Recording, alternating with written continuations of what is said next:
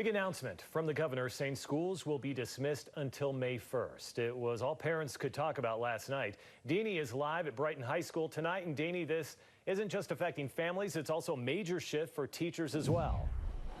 Yeah, a major shift for everyone involved, Mike, but probably not a major surprise. Teachers had been preparing lessons online in case the closure on schools had been extended. And once it was, they're prepared. But there's still a lot of work ahead. So just making sure I have videos and resources and interactive materials, just so it's fun for the kids and gives them an opportunity to connect with other kids as well. Cool. Okay. That's Megan Norton. She's a fourth grade teacher at Canyon View Elementary. Miss Norton says the district has provided a lot of resources, but here is what teachers really need from parents, and that is feedback.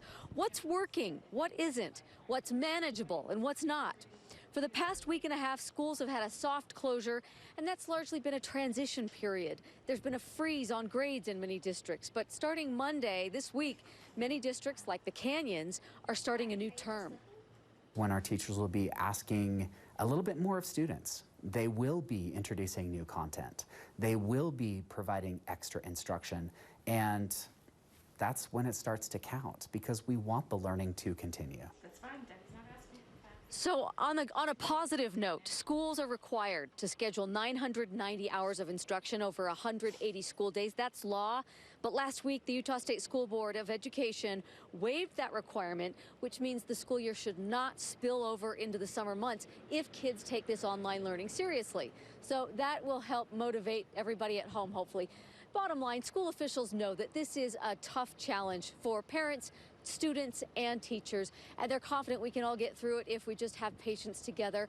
So they want to hear feedback from parents, and they also advise make the relationship number one at home. Keep good relationships, and then the schooling at home can continue.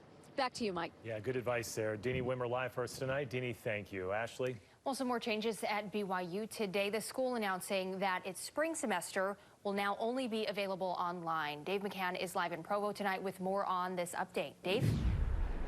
Hey, Ashley, virtual reality is the new reality, and as you'll see, for kids these days, they seem to be okay with that.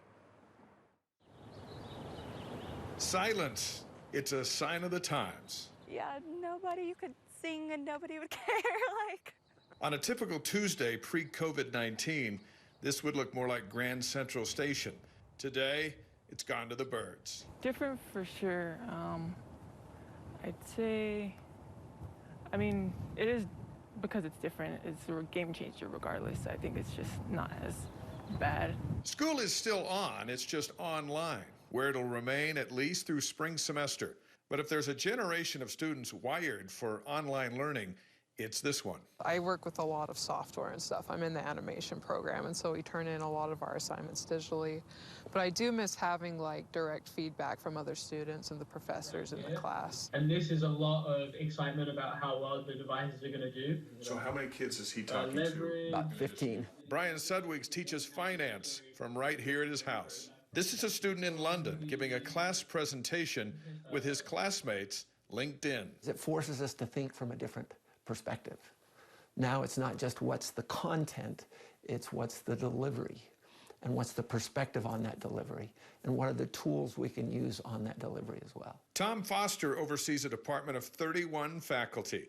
They've had to move fast. Many of our faculty on their own are surveying students every class period and asking them what do they think about the class, what went well, what didn't go well, and overall the response has been very good. So far, so good in our new reality. We really are trying to do our best to practice social distancing, and this is where this remote instruction is so beneficial to us. What do you tell your students who are a little nervous about their education? The important thing is we're not just teaching people how to, teaching them things, we're teaching them how to learn. And learning will not stop once you get out. In fact, your most important learning will occur once you get out of school. Here at BYU, a student tested positive for COVID-19. That student's no longer here on campus. They were enrolled in winter semester. The health department is notifying folks who had direct contact with the male or female student that had COVID-19. That also is a part of our new reality. Live in Provo, I'm Dave McCann. Ashley, back to you. All right, Dave, thanks for that update. Appreciate it. Of course, stay with KSL as we continue to follow this ever-evolving situation. Just log on to KSLTV.com for a look at the stories that we have shared to keep you and your family safe and informed.